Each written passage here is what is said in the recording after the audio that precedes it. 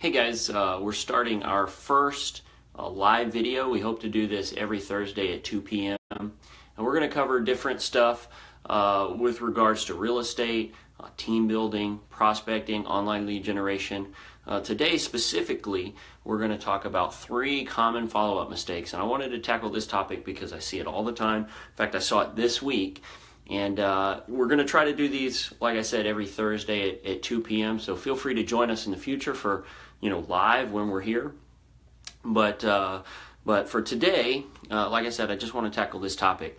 So 3 mistakes that I see agents make all the time when it comes to follow-up. The first mistake is you got to get them on the phone. Now, that's not a mistake in and of itself. That's the correction to the mistake. The mistake is, instead of getting them on the phone, we'll try voicemail, we'll try email, we'll try texting. And the problem with all those venues is that they're very easy to ignore. You send an email and you introduce yourself as an agent, and these customers are in what we call phase 1 of the buying cycle, which means they may not be ready necessarily to connect with an agent right away. And so because they're not ready to connect with an agent, they see that email and they say, oh, it's a good thing I don't need an agent right now.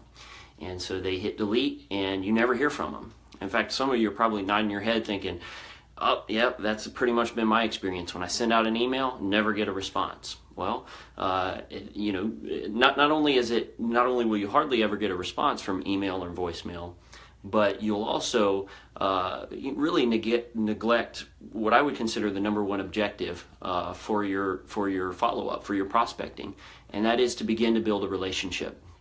Now, when you build a relationship, it almost has to be done over the phone, or if you can, in person. But obviously, with online leads, we're going to be doing it over the phone. So that's the number one mistake, is not getting on the phone with the customer.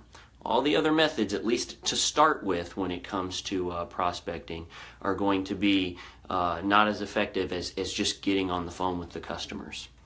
Now, the second mistake that I see agents make all the time is they use a kind of traditional approach. You think of all the ways that agents have always generated leads online, or not online, but generated leads in the past: open houses, duty desk times, sphere of influence marketing.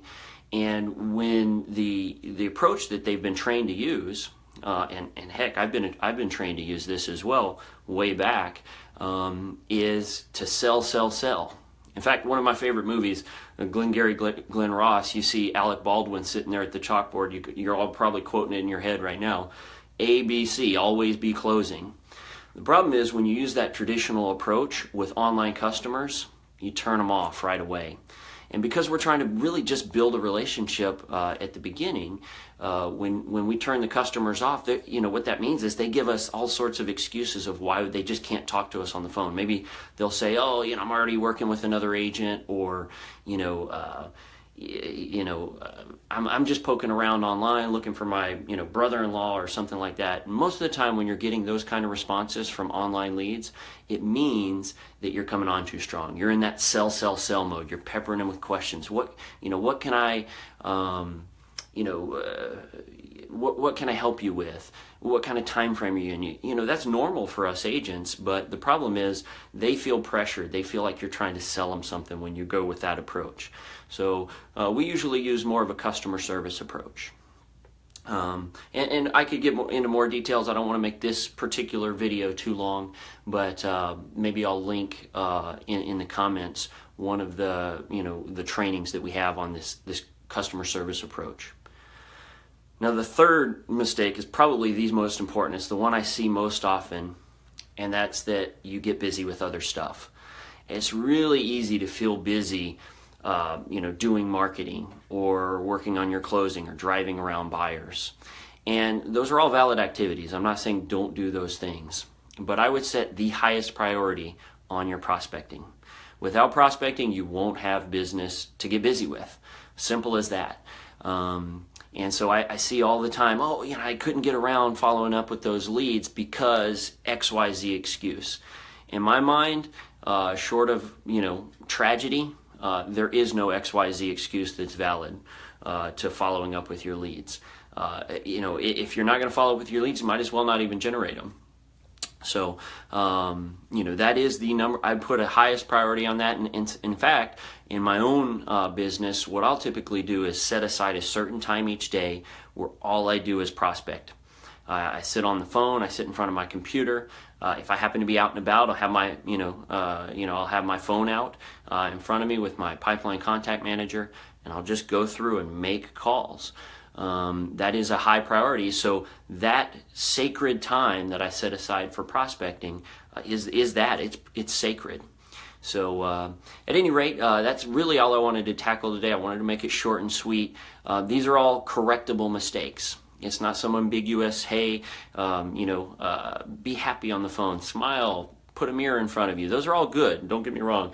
I'm a big fan of some of those things, but it can be a little bit ambiguous. These are 3 things that you can immediately do to improve your follow-up.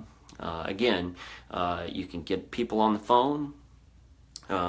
You can take a more customer service oriented approach, or in other words, a more helpful, information giving approach rather than a sell mode. And the third one is make it a high priority. Set yourself an appointment with yourself to sit down and call through the leads that you've been generating. So I'd like to get some interaction here. Feel free to put any questions in the comments below.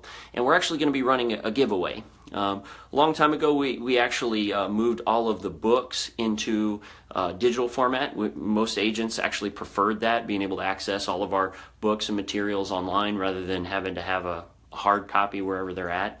But we actually still have some hard copies of Matt's books. And so the giveaway that we're running is the first person to post some video responses to this, either shooting down my stuff, and hey, by all means, if you have different ideas when it comes to follow-up, feel free to let me know. There's an open forum. Or if you've experienced some of the same things, again, if you comment below with again a video response, you'll get I'll mail you a book for free. So we'd love for you to put put those books in the hands of someone who'd read them, and like I said, good stuff in those books anyways, and some people still do like the traditional hard copies. They can break it out on the beach without having to worry about getting sand in their electronics. So at any rate, hopefully you'll join me next Thursday at 2 p.m. Eastern Time when we'll go live again, tackling another common topic that I see as I'm helping agents use our system each and every day. Thanks a lot, guys.